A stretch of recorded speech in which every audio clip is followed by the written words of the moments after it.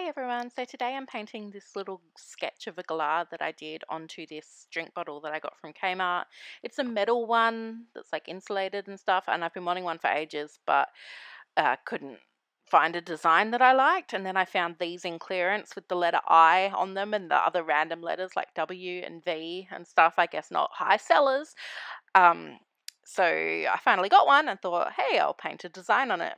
So I'm just sketching on now with a watercolor pencil, just the basic sort of shapes, just to make it easier when it comes to painting it. Um, I find it easier than painting on it freehand because it's not a flat surface. So sketching it first, I can make mistakes and just rub them off. I did later find out that a lead pencil actually works way better than a watercolor pencil. So that's going to be my new sort of go-to. So now that I've done that, I'm just filling it in a first coat with just white paint. I should probably be using gesso or gesso. I don't really know how you say that, but I don't have any right now, so white paint it is. So at the moment, we're actually living at my friend's house because we sold our house and our new house has tenants in it. So I'm just using whatever paint I can find laying around. Um, that's not, my niece's like really special paint. So anyway, I'm doing a relatively thick coat here because I really need to cover up this little eye. And now I need to mix all of these paints together. So I've got some really specific colors in mind here, apparently involving a lot of different shades of grey and a lot of different shades of pink. So I like to mix my colors up before I start in this little like tackle box thing, and then that way I can just close the lid and come back to it later and my paint hasn't dried out. So I'm going over now with the first coat of color, the first of many coats of color, because that letter I turned out to be quite hard to cover up because I'm just using cheap acrylic paint. And I'm really rethinking at this point the whole idea of gesso or gesso, and probably should have used that. But anyway, all the different pinks here, trying to make him sort of look like feathery, like a little baby Galah, a little fluffy baby Galah. I don't even know if baby Galahs are fluffy. Never actually seen a baby Galah. Oh, so it turns out that this is a baby Galah. I mean, it's kind of cute, I guess. It's kind of not fluffy though. So anyway, painting his eye now. More and more coats of paint, just trying to cover up that letter I. You can still see it, and I've done so many coats here. But it also, I'm putting texture in here, a little feathery sort of texture. And then let's add some details. So I'm using a pretty dry brush here, a really fine dry brush, just to add some little like feathery bits in and make him look a little bit cuter, less cartoony, although he's still pretty cartoony. I was not aiming for realistic hair.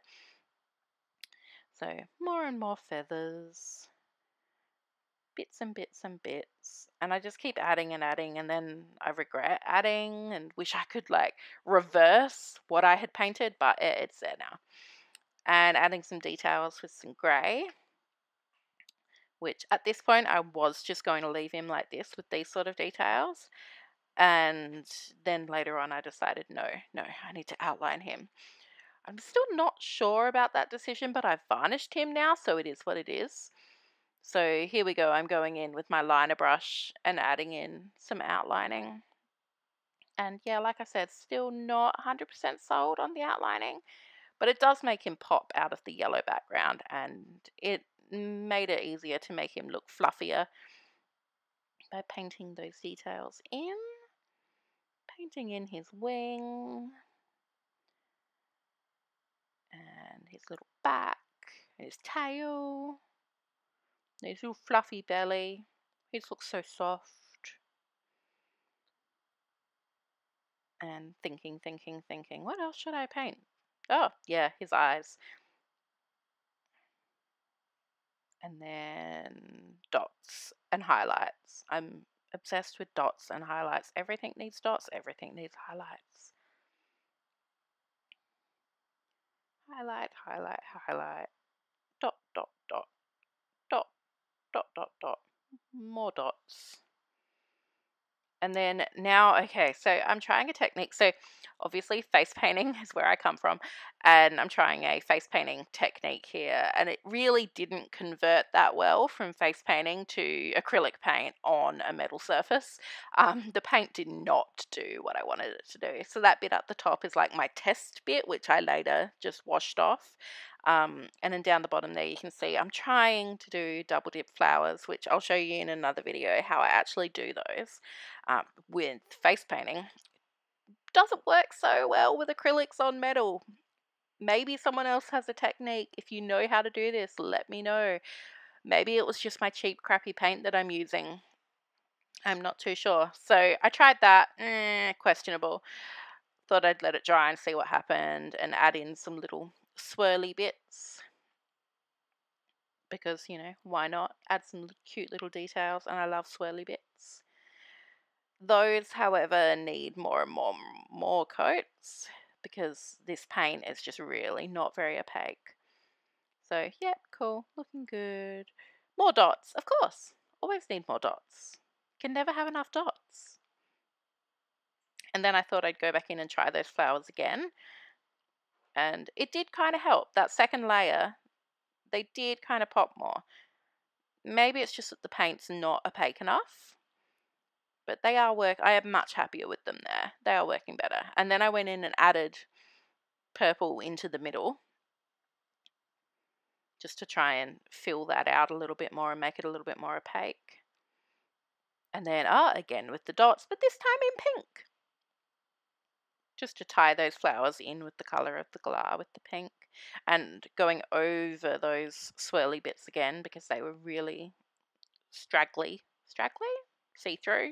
Not nice, anyway. So fixing those all up, cleaning things up, and there we go. Oh, yep, more green. So I'm just going over and making sure that I'm happy with everything. Filling it all in so it doesn't look streaky and you can't see the yellow behind it. And, making a big mess on my background there.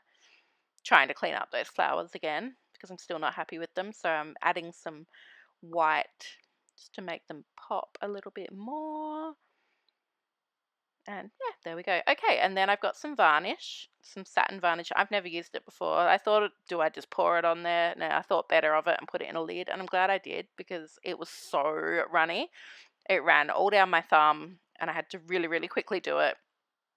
So just quickly varnishing just to secure it. And there we go. It's all finished and ready to be used. And because it's varnished, I can actually use it without worrying about ruining it. So thank you for watching. Bye.